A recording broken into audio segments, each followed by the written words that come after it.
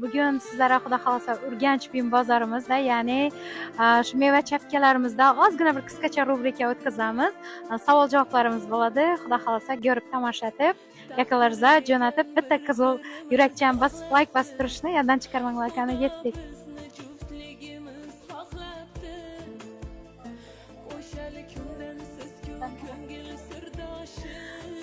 Shapkamni olamiz, yakirakang.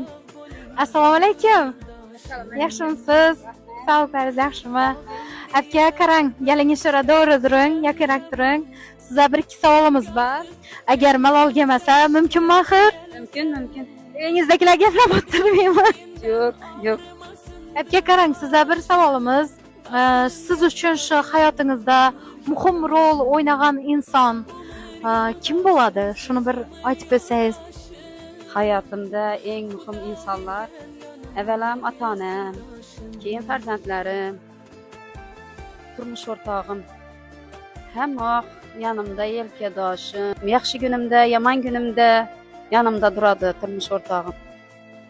Umr yo'ldoshim, siz umr yo'ldoshim.